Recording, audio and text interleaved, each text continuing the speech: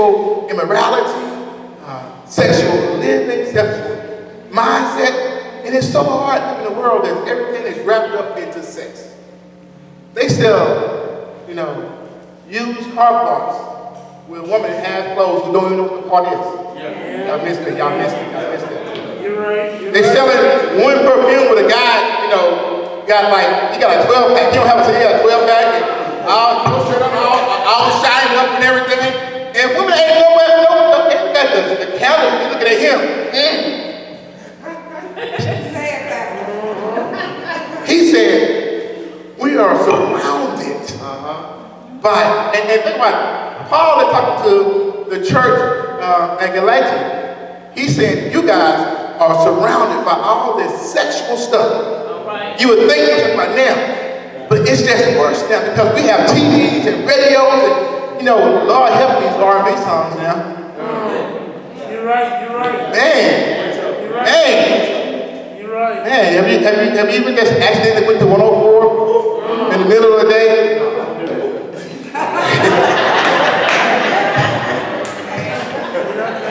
Some folk was parked beside me.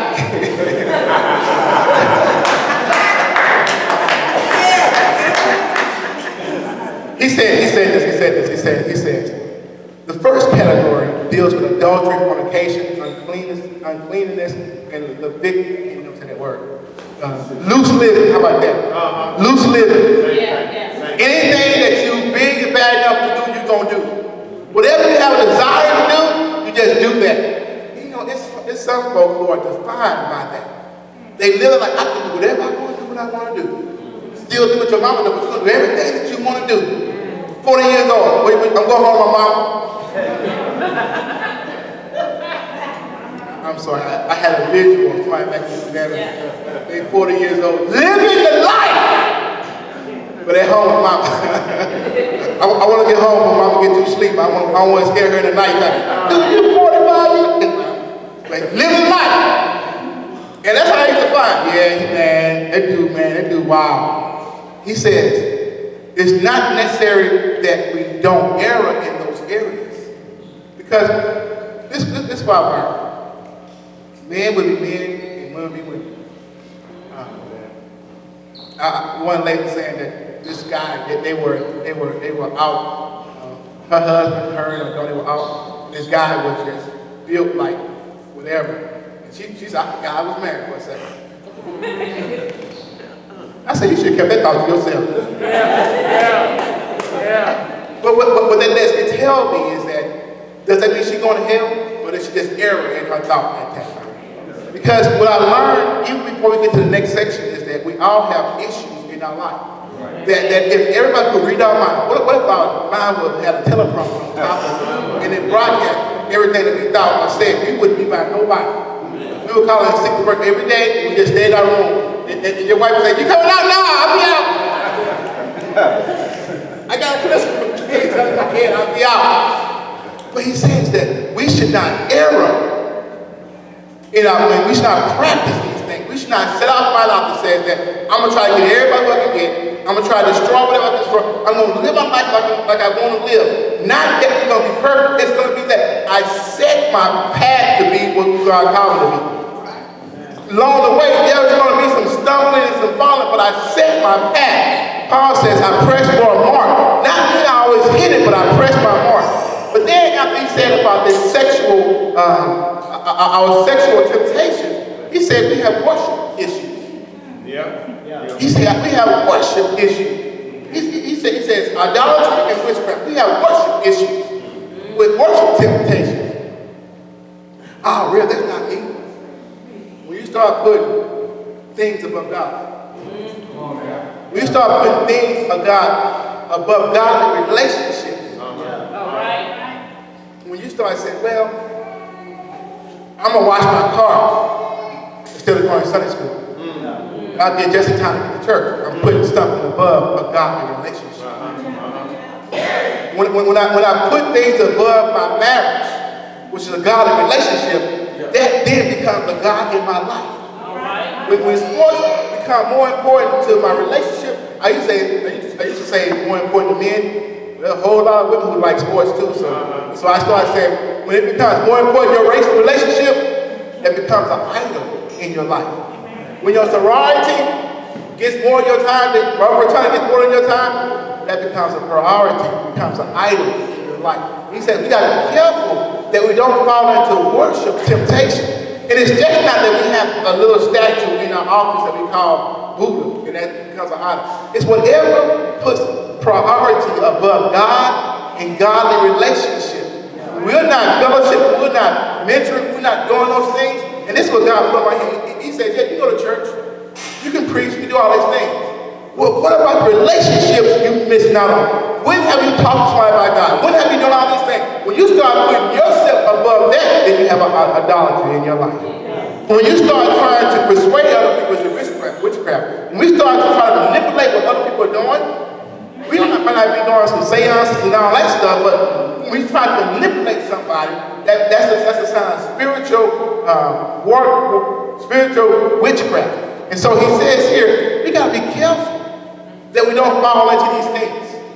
And he kept relating to me this whole thing. He says, even though people don't see it, does not mean it's not there. Right. Even though it's not evident, because Paul then says, these things become so evident that others may see it. But then God said, is it more important that others see it or that I see it? The challenge of this spiritual walk is not to fall prey to the temptations in our life. He says, watch this. He gives us a sexual, he gives us worship, but then he says it's also personal. If people don't like being around you, watch this. I was on both right there. He says when we start to have strife, predation, envies, and murder, he says this is a way of keeping people away from us, pushing people back. If somebody says you got a bad attitude and you're a godly person, that's what God's saying about relational temptation. That we have such a bad attitude, or something that's mean to be no reason, just mean, and just mean, just always honor. He says, when we are being a light to the world, we should be drawing people into us. We should be always ready to smile, to encourage. If people see us come and go the other way, that's a relationship issue that we have. If every time we come, everybody get quiet around us, because they talking about you, and it's not God, it's a relational issue. And so, in this passage, he says sometimes, as we have these challenges in our life, we got to make sure that we're using the right tools of life. And sometimes we miss the mark because we're not using the right tools. Some stuff needs to be hammered out. Some stuff in our life that are in our heads, that the world is leading us in that direction. There's some stuff on TV that we know we should be watching. So, Grey's Anatomy, Empire, How to Commit a Murder, Scandal, The Dark Side, some stuff. Some stuff. You gotta make sure you're using the right tool. Because sexual issues in our mind, you can't be dealing with it. You gotta take a hammer to it. And every time it pops up, every time it comes up, we gotta either pull it out or we gotta hammer it out. But some stuff in our life, as we start to deal with some of our worship issues, don't need to be hammered out. It need to be tweaked. Tweaked. They're a little loose in some places. Little loose in some places. We got our focus on God, but some stuff, we gotta take a little screwdriver.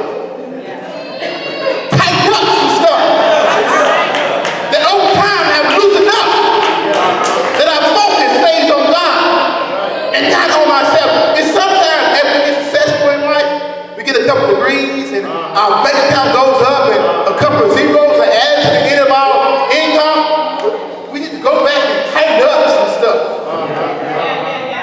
But sometimes, as we go through this life, we need a little bit more than just tweaking. But we ain't got to the point where we need to hammer it. We got some areas in our life that we need to tighten down. Tighten down. When we start dealing with other folk and, we have a bad day, but on a bad day, we need to go in and tighten down some stuff that we may have some leaks going through our life today. Some folk, because we're leaking, don't want to be around us. Some people look at the dirty water that's leaking out, it stinks. It just stinks. So sometimes in our life, as we go through Monday and Tuesday and Wednesday and Thursday and Friday, and start all over again Sunday, we get a little loose in some areas that we need to be tightened down. So make sure you get you a wrench. Well, watch this though. This is an adjustable one. So every now and then, my issues are a little bit bigger than other times. Every now and then, I need to go to the big joint to get it tightened down. But sometimes it's just a little bitty stuff that I have to tweak. But I gotta make sure I use the right tool because you never know on Tuesday I might need just a little bit more.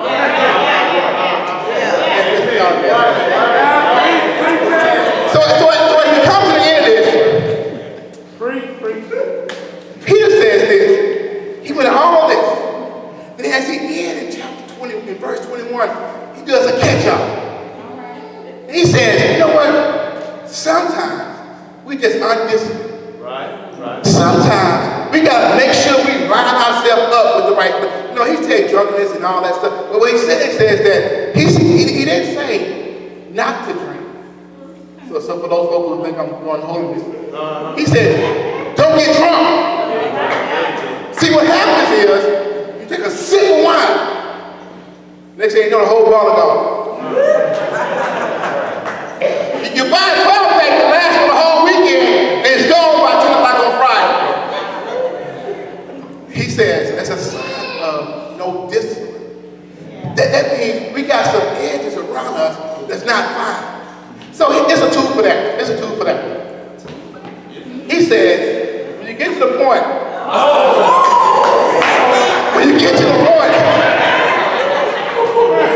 that you're dealing with some stuff, you just can't deal with it no more. You gotta cut some stuff away. When the hammer just won't do it, and the tweaking just won't do it, and as much as you try to tighten down some stuff, and it still don't work, he said, wait a minute, there's some stuff you gotta cut away. There's some stuff you gotta cut away and leave it behind you. There's some stuff you need to cut away. If you can't be disciplined enough to handle it, you need to cut it away. If you have enough self-control, you need to cut it away.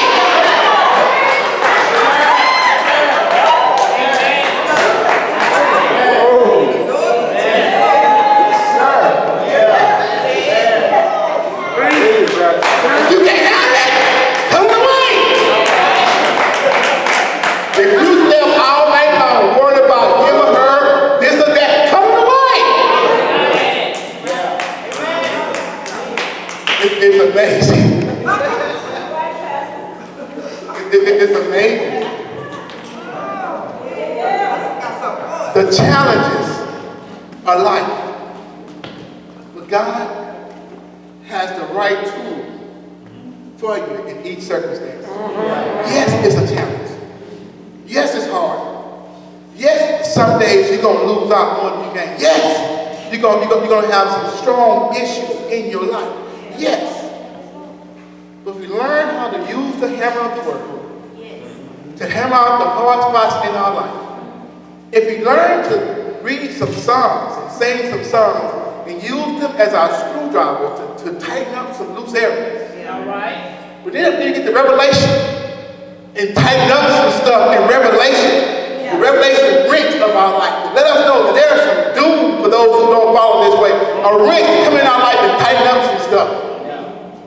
But every now and then, you need the blood of Jesus Christ to be on your life, to help you surgically remove some stuff that's holding you back. Surgically remove some stuff that you can't handle. And why I say you need him? Because we can't do self-surgery on ourselves. Because the moment we start doing self-surgery on ourselves, the moment we feel a knife go in, we stop. The moment we see blood, we done. I ain't cutting out blood on myself. Matter of fact, I don't want a doctor to cut off, but sometimes appendix needs to be moved. Sometimes cancer needs to be cut out from its initial start. Sometimes. And that's done by the blood.